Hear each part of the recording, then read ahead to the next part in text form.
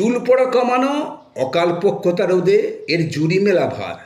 নিয়মিত ব্যবহার করলে খুশকির সমস্যাও দূর হয়।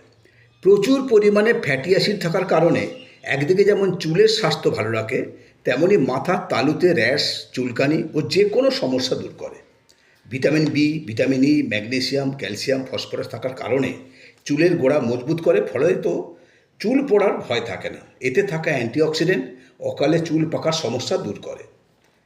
একটা কথা বলতেই হচ্ছে, যখন বাজারে বাহারি প্রসাধনী আসেনি, তখন চুল পড়া কমাতে মা ঠাকুমারা এটাই ব্যবহার করতেন এবং এতেই ভরসা রাখতেন। শীতকালে হাত পা ফাটা, এমনকি গাল বা ঠোঁট ফাটা, সেখানেও লাগাতেন।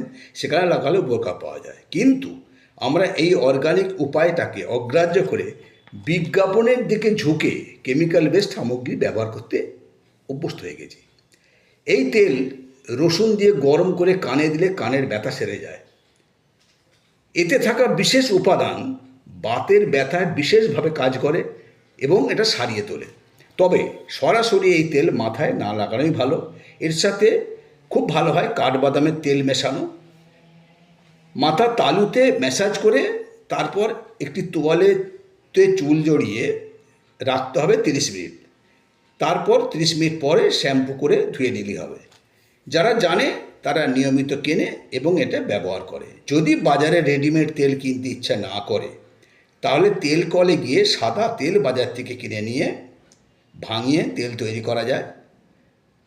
সাদা তেলের তিল যদি বেশি হয়ে যায়, অন্য কারোর সাথে শেয়ার করলেই মুশকিল আসান।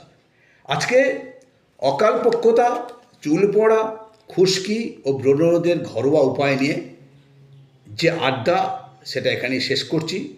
চ্যানেলটা সাবস্ক্রাইব করে আমাদের সঙ্গে থাকুন, প্রতিটা পর্বে থাকুন, দেখতে থাকুন এবং শুনতে থাকুন। আপনাদের সকলের সুস্থতা কামনা করে এখানেই শেষ করছি। ভালো থাকবেন, সুস্থ থাকবেন।